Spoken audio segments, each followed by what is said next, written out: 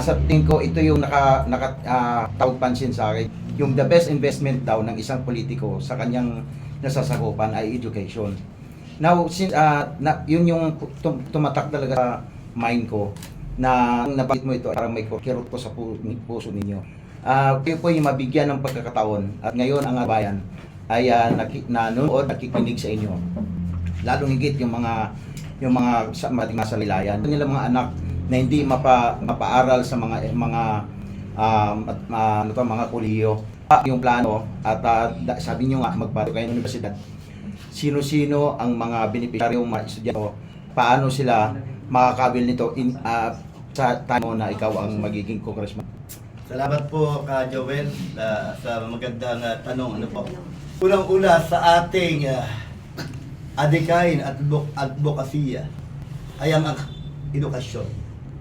Alam po naman natin kung gaano kahalaga ang edukasyon sa ating buhay. Ang edukasyon ang susi para tayo ay guminhawa at magkaroon magandang future.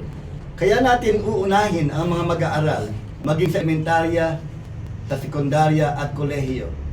Ang Antipolo po ay lumalago at tumadami na ang populasyon. Sa ngayon po ay mahigit 1 milyon ang populasyon ng Antipolo.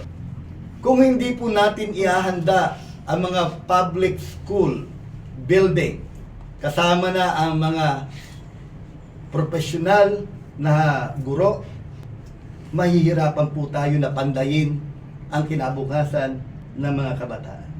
Ang susi, magpagawa ng mga school building para yung demand ng pagdami ng populasyon sa elementarya, sa sekundarya at sa kolehiyo ay matugunan. Sa bahagi ng paglago ng lungsod ng Antipolo ay ang pagdami ng populasyon. Hindi natin mapipigilan yan. Maliban sa mayroong nagkaroon ng batas na ito ay ipatutupad. Subalit sa ngayon na sa kasalukuyan na ating nararanasan, taon-taon ay lumulobo ang gumagraduate sa sekundarya o sa senior high. At yung senior high na yan, sabi ko nga sa ating advokasya, dapat walang maiwan. Dapat ang ating programa ay long term. Pag sila tapos sa senior high, dapat sila'y magdiretso sa kolehiyo. Wala dapat maiwan dahil lahat ng pamilya, lahat ng mga magulang ay kanilang naisin at para sa kanilang mga anak ang makapagtapos ng pag-aaral. Tutugunan din natin ang pagpapagawa ng mga school building dito sa ikalawang distrito ng Antipolo.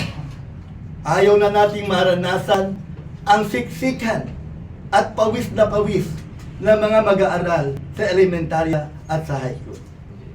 Tutugunan natin na makapagpadagdag ng mga guro sa elementarya at sa high school upang sa ganun ang demand ng pagdami ng ating mga mag-aaral, ito ay masolusyonan.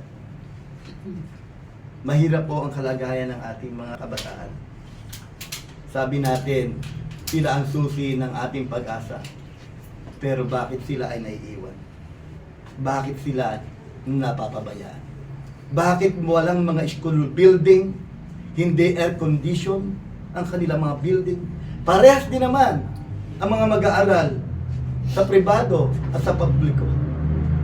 Bakit merong diskriminasyon? Bakit sila naiiwan?